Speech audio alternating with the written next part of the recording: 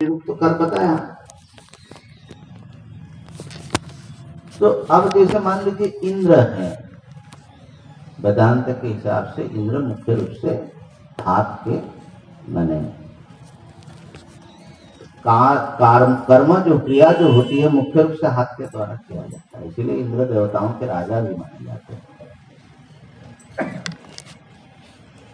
तो हाथ काम न करे, इंद्र की पूजा न करने का मतलब क्या? अगर आपका हाथ काम करना बंद हो जाए तो इससे आप सुखी हो जाएंगे और दुखी। ये जो हाथ काम कर रहा है ये हस्त इंद्रिय की अधिष्ठाता जो भी शक्ति है, सबके हाथ तो परमात्मा का हाथ है। इंद्र कौन है? परमात्मा के, माने श्री कृष्ण को अगर परमात्मा रूप से देखते तो उनका हाथ है। तो इंद्र को गाली देना या इंद्र को न मानना, इसका मतलब उनके हाथ की निंदा करना, इंद्र निंदा। ये बात ध्यान में रखनी चाहिए। इसलिए देखो, हम लोग वेदांती हैं, एक ब्रह्म आत्मा को छोड़ करके बाकी किसी को न मानने वाले लोग, बल्कि यहां तक कि बहुत बार तो बहुत वेदांती ईश्वर को भी मायिक ही बोलते हैं, क्योंकि जीव ईश्वर भेद माया के जगत में, एक अद्वैत ब्रह्म ही सत्य है। लेकिन उनका इतना आग्रह सब देवताओं को मानने में क्यों है? भगवान शंकराचार्य जी ने क्यों सब देवताओं की स्तुति की? और वेद की रक्षा, यज्ञ करना, ये सारे देवताओं के सत्ता को मानना हुआ ना, तो क्या बात है? क्यों? क्योंकि ये सब जो हैं प्रत्यक्ष इस जगत में व्याप्त हैं, सत्ताएं हैं। इनको माने बिना तुम्हारा व्यवहारिक जीवन का कुछ नहीं चल सकता।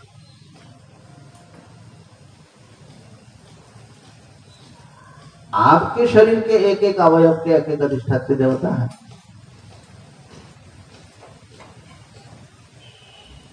तो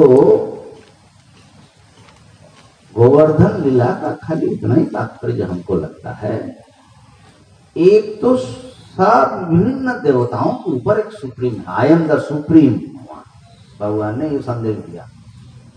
ठीक है। दूसरा बताया कि किसी एक परिच्छिन्न सत्ता में ही फंसे नहीं रहना चाहिए, उसमें से वहां तक पहुंचना चाहिए। ये तो भक्तों के लिए। इंद्र के लिए संदेश था कि भाई तुम जो है अपने आप को ही सब कुछ मत समझो।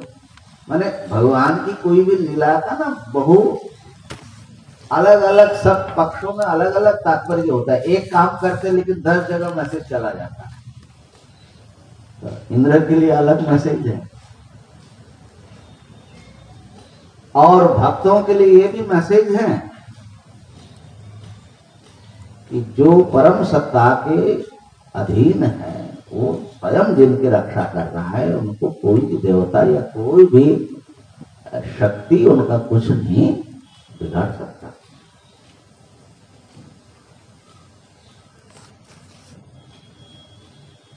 और जो गोवर्धन की पूजा की बात बताया, उसमें वो खाली उनके लिए बताया। सब जगह अगर पूरे भारत से इंद्र पूजा हटाया क्या? नहीं ना, खाली उनके लिए।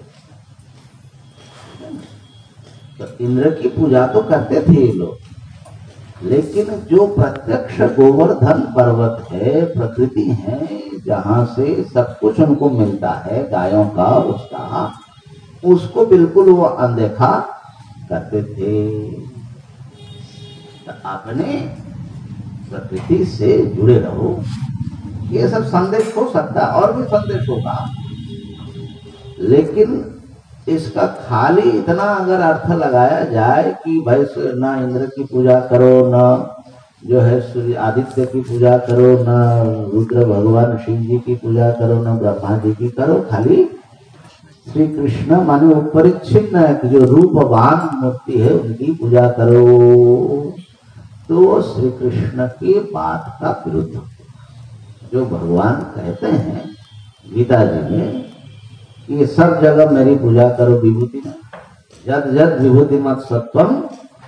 अरे जहां जो विशेष सत्ता, विशेष शक्ति, ज्ञान, बल, सौंदर्य, ऐश्वर्य दिखाई पड़ता है, वो मेरा अंश वहां पर काम कर रहा है। भगवान की सत्ता के बिना कौन कैसा काम करेगा। तो इसी प्रकार जैसे अपने शरीर के सारे अवयव है ना, स्थिर रंगई सब ठीक काम करे और उन अवयवों को चलाने वाले भी अनुग्रह करते रहे, कर ही रहे, तभी चलते हैं। इंद्र को गाली देने पर भी हमारा हाथ तो लकवा मारता नहीं है।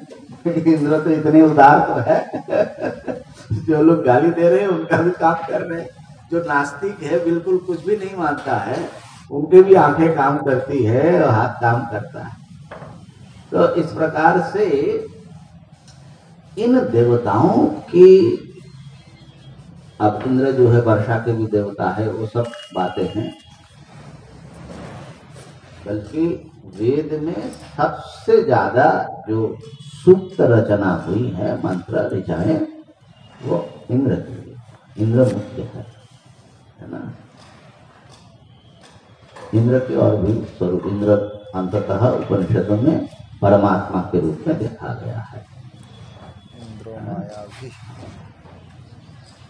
और यहाँ पर भी इंद्र उपाधि, क्योंकि हम लोग वेदांती हैं, इंद्र उपाधि माने नाम रूप में जो सुप्रीम पावर काम कर रहे हैं उनको हम देते, ठीक है ना। दोनों का ही, जैसे कल बताया था कि पैर धुलाएंगे तो तृप्ति तो आत्मा को ही होगी ना, कि पैर को होगी। लेकिन पैर धुलाए बिना आत्मा की तृप्ति सीधा कर दो, कुछ खिलाना नहीं, पिलाना नहीं, स्तुति नहीं करना और उनकी पूजा कर दो, कैसे करोगे? माध्यम तो देवता ही होंगे। तो ये बात है। तो इंद्र से प्रार्थना कर रहे हैं पूषा, पूषण देवता। पूषा को कई जो है उपनिषद में पृथ्वी को ही पूषण बताया, पूषा, और कई जगह वेदों में सूर्य को भी पूषा बताया। जैसे ईशावास्य में सूर्य को संबोधन है पूषण, एकर्षे, यमः आदि आदि, सबको पोषण करने वाला, पोषक। और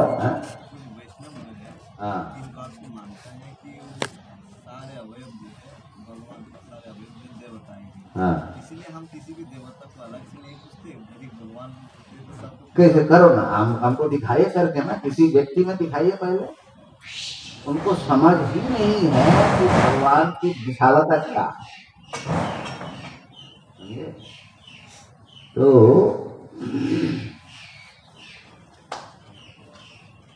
पोषण जो है, वो पोषण करने वाला।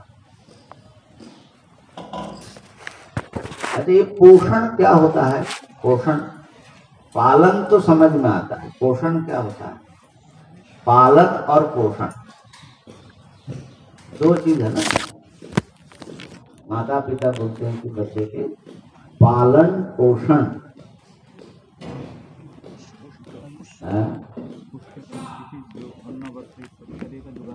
हाँ, खिलाना पिलाने से पोषण होता है, पालन जो है उसकी रक्षा होती है। क्या? न्यूट्रिशन, पोषण, ठीक है। न्यूट्रिशन जो है एक तो शरीर का होता है, मन का भी होता है, आत्मा का भी होता है। आत्मा माने वृष्टि आत्माएं सब मान करके ना, तो इसलिए पोषण बहुत लंबा चौड़ा है और समस्त जगत के जो है पोषण करने वाले, ठीक है। पोषण में इसीलिए ये जो है एक उसमें कृपा, पोषण जो है भगवान की कृपा, प्रेम, क्या बोलते हैं, पुष्टि मार्गी जो संप्रदाय है, भगवान ही सबके पोषण कर रहे हैं। भक्ति रूप जो पुष्टि है ये भगवान ही करते हैं, हम लोग क्या करते हैं।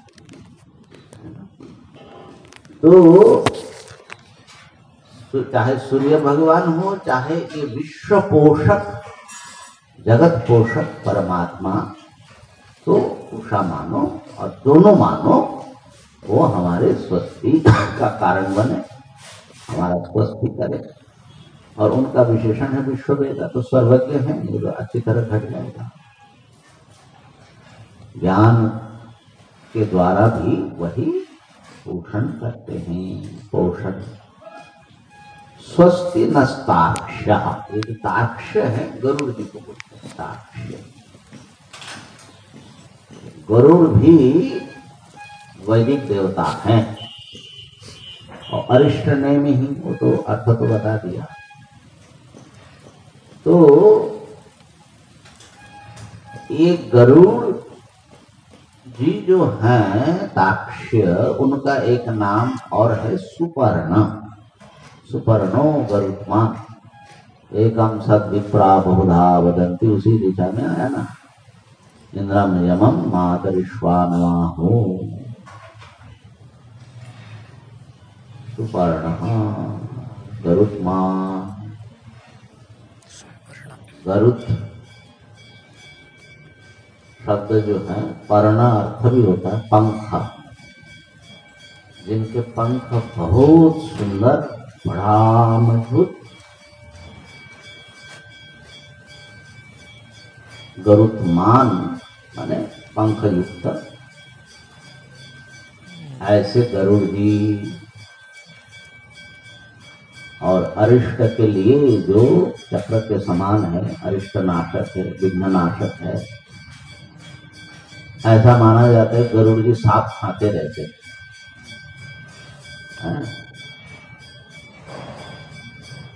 और गरुड़ का एक अर्थ गरल भी होता है, माने जहर भी होता है।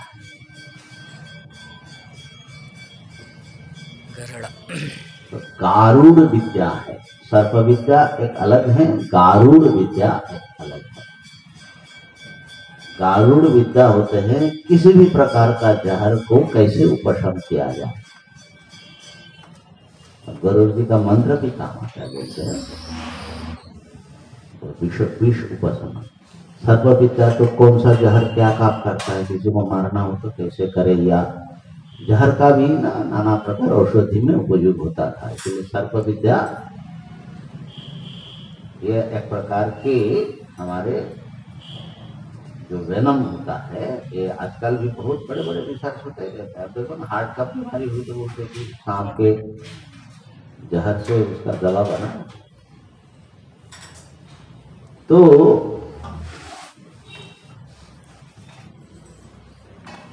ये जो सुपर्ण है, बोलते हैं कि बहुत ऊंचा उड़ते हैं, कभी थकते नहीं। पंखा भी बड़ा सुंदर उनका, बड़ी उनकी स्तुतियों में वैदिक वेद के संहिता भाग बहुत भरे। ये कौन है ऐसा बोले कि प्रतिदिन आते हैं और सांपों को खाते हैं। तो विद्वानों ने विचार करके बताया, ये जो सूर्य भगवान है यही सुपर्ण है। कैसा पक्षी है, देखो कितना ऊंचा उड़ता है। कोई उड़ सकता है? तुम्हारा रॉकेट भी इतना ऊंचा नहीं जा सकता। पंक्षी नहीं होगा तो इतना ऊंचा उड़ करके कैसे जाएगा? तो जरूर पंख भी होगा। माने यहाँ पर बैठ करके पूरे प्रकृति के साथ तादात्म्य करके ऋषि या योगी या विचारक जो हैं, ये हर चीजों को प्रश्न करते हैं और समझने की कोशिश करते हैं कि कैसा क्या चल रहा है जीवन। तो देखा कि सूर्य भगवान जो है ये सबसे, बल्कि वेदों में बहुत महत्वपूर्ण देवता माने जाते हैं। सूर्य आदित्य, हाँ अब सांप हुई। तो सुपर्ण तो है पक्षी, सबसे बड़ा पक्षी, पक्षियों का राजा। इतना ऊंचा कोई उड़ सकता है? हाँ, खगेश्वर, खग भी बोलते हैं उसको, आसमान में उड़ने वाला, कोई छोटे मोटे जगह पर नहीं। खम आकाशम, ख माने खे, खे गच्छति गच्छति, इति गा, खगा, खगानाम पक्षिणाम, जो भी आसमान में उड़ सकता है, कोई भी फ्लाइंग ऑब्जेक्ट हो उसको खग बोलते हैं, उनमें सबसे बड़ा। अब देखो चंद्रमा भी उड़ते हैं, तारे भी दिखाई पड़ते हैं, लेकिन सबसे बड़ा कौन है? यही है सुपर्ण। और ये सांपों को खाते ही रहते हैं, सांप से उनकी बोलते हैं कि क्या बोलते हैं, जानी दुश्मनी, माने जात वैर, जन्मजात वैर है। तो अंधकार को खाते रहते हैं, अंधकार जो है सांप है, ठीक है। और अंधकार क्यों सांप के साथ, उसका क्या है? तो देखो सूर्य भगवान जो है इधर से उठते हैं और ऐसा जा रहे हैं समय, तो ये जो उनकी गति मार्ग है वर्तुलाकार है। ये जो पथ है ना, ये खाते खाते जाते हैं, ठीक है। तो इस वर्तुल आकार अंधकार की थोड़ी कल्पना कर लो, तो वो सांपों को, बड़े बड़े नागों को खा करके चले जा रहे हैं, उनके आने से ही सब भागते हैं इधर उधर। और दैनिक परिक्रमा उनको करनी पड़ती है, क्योंकि सांप भी बहुत है, बार बार आ जाता है। और जो है ये उत्तरायण होते हैं, उत्तरायण हो रहे हैं, अभी दक्षिणायन में गए, तो ऐसा वहां से जब दक्षिणायन हुआ था तो ऐसे ऐसे चक्कर मार करके सांपों को खाए। अब ऐसे ऐसे खा रहे हैं, अब उत्तरायण में जाकर के ऐसे ऐसे खाएंगे, कहीं छोड़ेंगे नहीं, माने छोड़ेंगे नहीं। ये जो है उत्तरायण दक्षिणायन सूर्य भगवान की गति और उसकी महिमा का एक प्रकार से वर्णन कर रहे हैं। और देखो सूर्योदय से समस्त क्रियाएं, मुख्य क्रियाएं हमारे सब प्राणी के, खाली जीवन की नहीं बल्कि ज्ञान की भी क्रियाएं सब शुरू होती है, ठीक है। इसलिए वो हमारे कल्याणकर बने, ये आवश्यक है कि नहीं। हमारे अज्ञान रूप सर्पों को खाए तो एक ही परम सत्ता नाना प्राकृत व्यापारों की उपाधि से तत्त देवता रूप में कहे जाते हैं। माने नाम रूप भेद हम लोग वेदांत बोलते हैं, कार्य भेद, अलग अलग कार्य के भेद से एक ही देवता, एक ही व्यक्ति शिक्षक है जब शिक्षा दे रहे,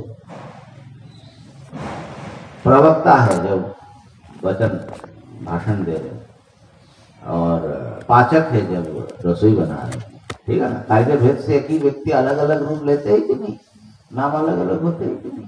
ऐसे समझ ले कि परम देवता नाना रूपों में हमारे सबके जगत के पालन पोषण मंगल के लिए काम कर रहे हैं, उनको याद करें।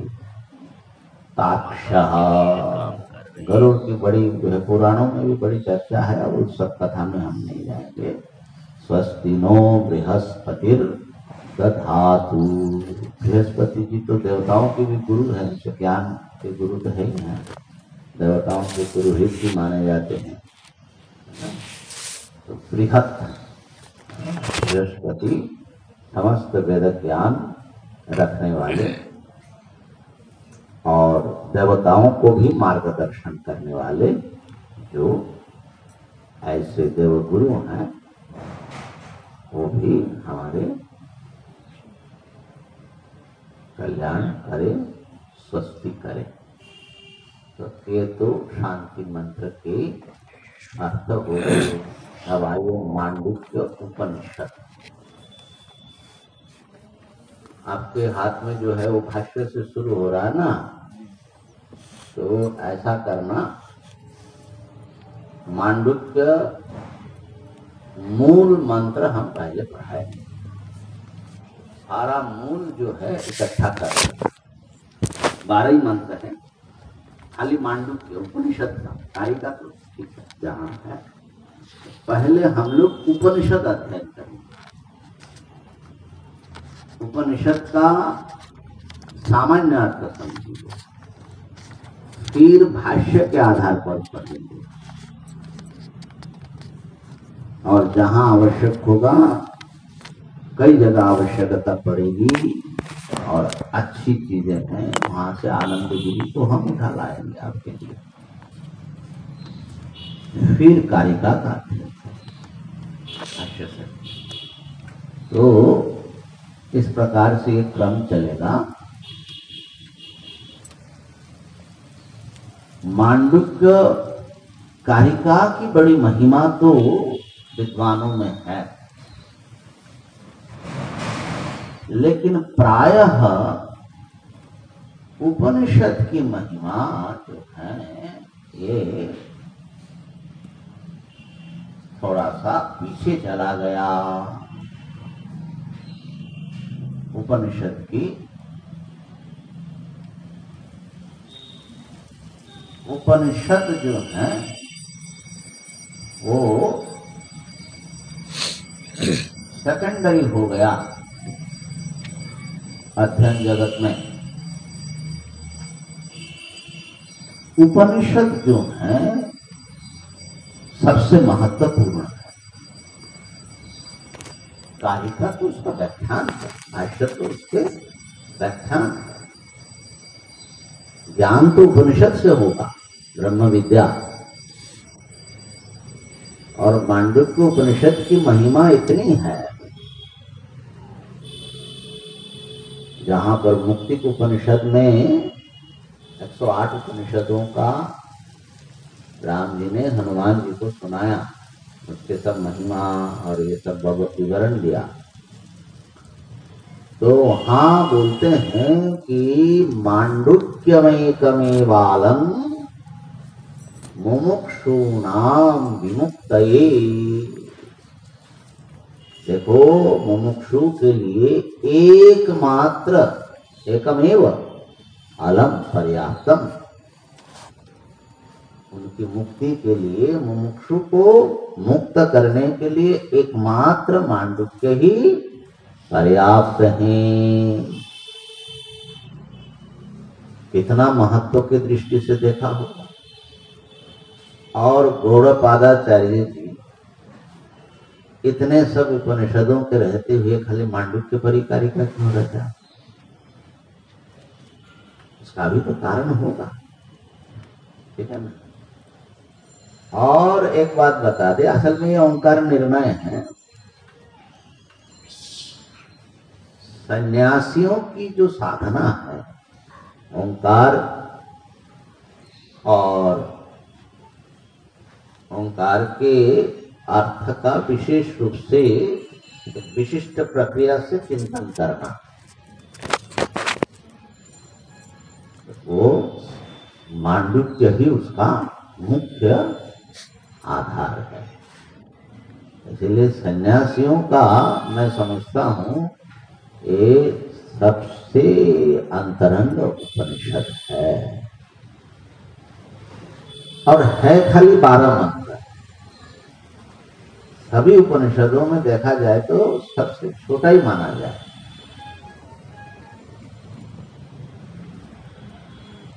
इसीलिए वो जो योग पुरुष जी ने कहा ना कि मांडुक्य हमने ढूंढ ढूंढ कर पिया है?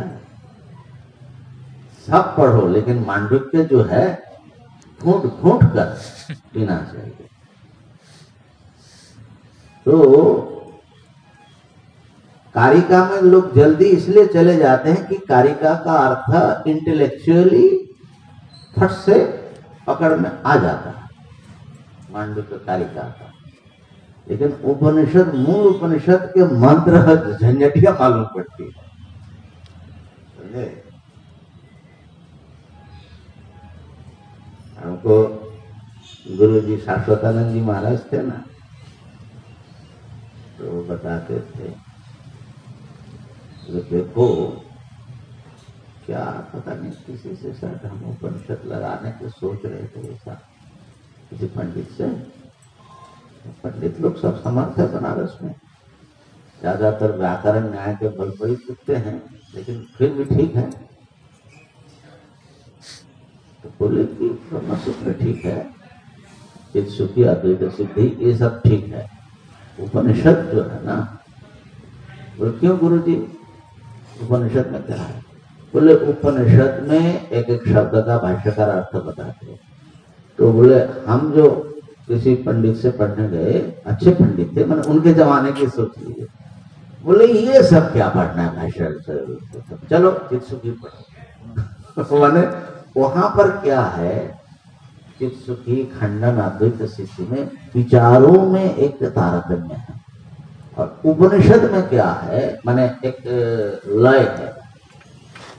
उपनिषद में क्या है, बार बार आपके एक एक शब्द, और भाष्य में देखना पड़ता है शब्द मूल, ऐसे थोड़े अप्रचलित शब्द भी हो गए, वैदिक संस्कृत है, भाष्य के बिना लगता नहीं, और भाष्यकार चल रहे शब्दों को पकड़ करके, तो इसलिए एक विचार एक साथ में नहीं आता। तो ये जो है थोड़ी समस्या आ जाती, समझे। और दूसरी बात है, उपनिषद जो है व्यक्ति अपने आत्मा को अवलोकन करने के लिए, अनुभव करने के लिए शांति से पढ़ने की चीज है, धीरे से पढ़ने की चीज है, इसलिए भी समस्या होती है क्योंकि प्रोफेशनल है, प्रोफेशन अलग चीज होती है। तो जो भी हो, मांडुक्य के मूल 12 मंत्र जो हैं बहुत गंभीर हैं, और हम लोग पहले कोशिश करेंगे मूल के शब्द का अर्थ, सामान्य अर्थ हमें आ जाए, उसके बाद जो है भाष्य रख लेंगे और फिर कारिका आ जाएगी, वो एक क्रम में आ जाएगा। तो मांडुक्य उपनिषद है ना, ये जो है इसके जो मूल 12 मंत्र हैं, ये डेली हम लोग पढ़ेंगे, उच्चारण करेंगे, इसलिए उसको जो है इकट्ठा कर लीजिए। और हमने इकट्ठा करके छपा था, जो ओंकार पुस्तक छपे थे ना, इकट्ठा करके छपा था। तो इसमें से अगर जेरॉक्स करना है या फोटो ले लो, जैसा करना है कर लीजिए, फोटो ले सकते हैं, अपने मोबाइल में डाल लो, क्योंकि एक साथ में मिलेगा ही नहीं, वो पन्ना पलटते पलटते जो है, ठीक है। आज पहले मंत्र का उच्चारण कम से कम कर ले, पांडित्य का पहला मंत्र निकालो।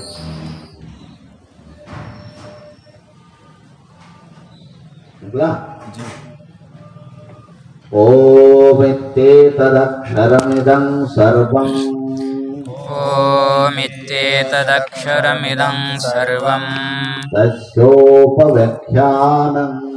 तस्योपव्याख्यानं भूतं भवद्भविष्यदिति, भूतं भवद्भविष्यदिति, सर्वमोंकार एव, सर्वमोंकार एव, यच्चान्यत्रिकालातीतं, यच्चान्यत्रिकालातीतं, तदप्योंकार एव, तदप्योंकार एव। ओम इत्येतदक्षरं इदं सर्वं, तस्योपख्यातं भूतं भवद्भविष्यदिति, सर्वमोंकार एव, यच्चान्यत्रिकालातीतं, तदप्योंकार एव। ओम सामान्य अर्थ सुन लो। ओम यह अक्षर, यह सब है, उसका उपव्याख्यान आगे प्रस्तुत किया गया है। अर्थात आगे जितने वाक्य आएगा सारे वाक्य इस एक वाक्य का व्याख्यान है। क्या है उसमें? भूतम भवद भविष्यत, जो हुआ, जो हो रहा है और जो होने वाला है, ये सब ओम के अक्षर है। यही है ओंकार एवं, ये सब कुछ ओंकार है। अब खाली 3 काल के अंतर्गत वस्तुएं नहीं, यच्च अन्यत त्रिकालादितम, और जो दूसरे 3 काल से परे हैं। कौन है 3 काल से परे? जैसे ये सारे जगत का जो कारण है त्रिकालातीत है, तदपि ओंकार है, वो भी ओम है। अब इसको समझना है, ओम ही कैसे सब कुछ है, चाहे त्रिकाल अंतर्गत हो चाहे त्रिकालातीत हो। ओम माने ये जो बोल रहे हो, ये ध्वनि, ये सब कुछ कैसे है भैया? ओम, ये जो सुन रहे हैं हम, मैं बोल रहा हूँ आप सुन रहे हैं, ये सब कुछ अक्षर यही है। ओम इति एतद अक्षरम, ये शब्द। अब ओम भगवान का नाम है, भगवान सब कुछ है, वो नहीं बता रहे, वो अलग चीज है। इसीलिए तो ओंकार हमको लिखना पड़ा। तो ये शब्द आपने बताया, हमने सुना, हाँ, ये सब कुछ कैसे बनेगा? हाँ, विचारणीय। यही तो बात है। अगर ये जो है, ये उठना चाहिए था प्रश्न समझ, हाँ? ये प्रश्न उठना चाहिए था। हाँ, बराबर उठाए महाराज, इम्पोर्टेंट। बल्कि हमने तो ओंकार में से एक परिच्छेद ही लिख दिया इसी प्रश्न उठाने में, क्योंकि सब लोग पढ़ के चले जाते हो ही सब कुछ। ठीक है, तो कल फिर इसका 12 बज गया है, समय पूरा हो गया। तो इसका जो है हम बड़े धीरे धीरे, माने एक एक शब्दों को समझ करके मूल के मंत्र को पहले वो अगर भीतर रख लेंगे बड़ा काम आएगा। और इस मांडव्य उपनिषद की कुछ विशेषताएं हम कल बताएंगे, माने इसमें मुख्य चीजें क्या है, ऊपर से आपको एक रूपरेखा हम कल बताएंगे। ओम पूर्णमदः पूर्णमिदं पूर्णात् पूर्णमुदच्यते पूर्णस्य पूर्णमादाय पूर्णमेवावशिष्यते। ओम शांतिः शांतिः शांतिः।